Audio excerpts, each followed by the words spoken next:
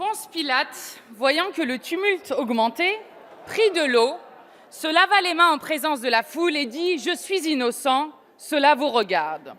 On ne peut s'empêcher d'y voir une ressemblance avec l'allocution du président de la République, parti la semaine dernière bénir les passants à Lourdes après avoir donné des leçons de laïcité à la terre entière.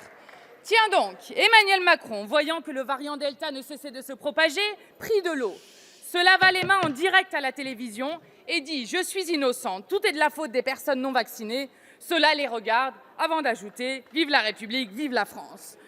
Le monarque s'imagine Jupiter quand il n'est que Ponce Pilate. Comme lui, il s'en lave les mains. Dans 10 jours, les Français devront présenter un pass sanitaire à peu près partout et tout le temps, si bien que bientôt, vous aurez le choix entre 2 doses de vaccin, un test PCR à 50 € ou 135 € d'amende. Ceux qui hésitent à se faire vacciner, qui sont méfiants, ceux dont la vaccination est incomplète, seront donc assignés à résidence et priés de laisser les personnes vaccinées tranquillement entre elles. Mieux, certains d'entre eux pourront même être licenciés faute de vaccination. Emmanuel Macron découpe la République en deux, rend la vie impossible à une catégorie de Français sur la base d'une donnée de santé et s'en lave les mains. La couverture vaccinale est la plus faible pour les plus précaires, les inégalités sociales de santé disloquent notre pays.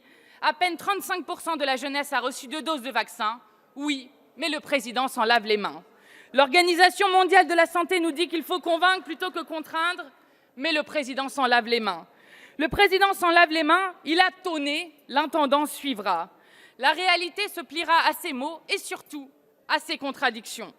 Car oui, le président parle et se renie, donne ordre et contre-ordre. En décembre 2020, il affirmait « La vaccination ne sera pas obligatoire » avant de la rendre de fait obligatoire. En avril 2021, le pass sanitaire ne sera jamais un droit d'accès qui différencie les Français avant d'en faire un droit d'accès qui différencie les Français. Le président ment et fait mentir au passage ses plus fidèles. Par exemple, le ministre Véran parlait d'une opposition de principe au pass sanitaire.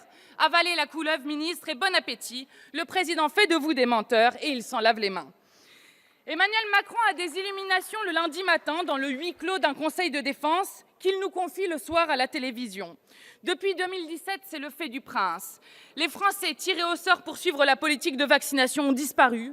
Le Parlement est sans cesse écrasé et Emmanuel Ier décrète, prolonge l'état d'urgence sanitaire, nous convoque même en session extraordinaire. Sachez, collègues, que le fait de décider seul n'est pas étranger à l'absurdité d'une décision ou à sa brutalité. Comment ça? Les cafés et les restaurants, qui sortent tout juste la tête de l'eau, devront tripatouiller nos papiers de santé au risque d'une amende et en dépit de notre vie privée? Quel est ce désordre que vous organisez? Absurde. Aussi absurde qu'imposer un pass sanitaire obligatoire pour prendre un TGV ou s'asseoir à une terrasse à moitié vide et ne rien demander quand il s'agit de monter dans un RER bondé ou de manger à la cantine de l'entreprise. Incohérent, comme imposer la vaccination obligatoire aux soignants en les menaçant sans scrupule de ne plus les payer et d'en dispenser les policiers. Mais non, me direz-vous, les policiers ne sont pas au contact de la population. Quand un policier applique la technique du plaquage ventral, le citoyen a la tête contre le sol, ce qui limite la contamination par aérosol et empêche le virus de se diffuser. À ce niveau d'absurdie généralisée, on ne serait plus étonné de rien venant de vous. Emmanuel Macron a du talent, il transforme tout ce qu'il touche en crise politique. Après nous avoir seriné pendant 5 ans sur la liberté d'entreprendre, le libéralisme gagnant, le nouveau monde et tralala, le voilà qui s'engouffre dans une fuite en avant autoritaire sans précédent.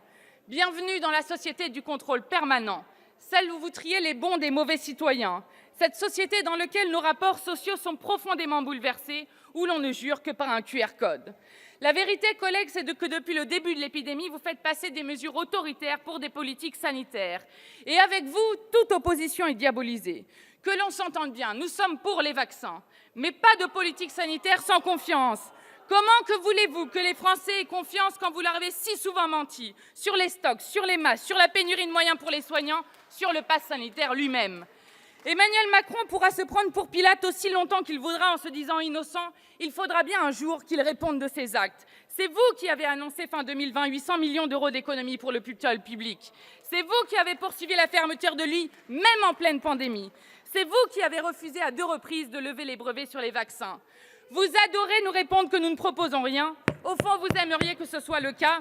Nous en avons fait beaucoup de propositions de loi. Alors, collègues, revenez à la raison, cessez de fracturer le pays. Au fond, vous devez avoir l'intuition, comme nous, que ces mesures franchissent un seuil dans l'inacceptable. La liberté est ce que nous avons de plus précieux. Ne votez pas des mesures qui la défigurent durablement. Merci, Madame Panot.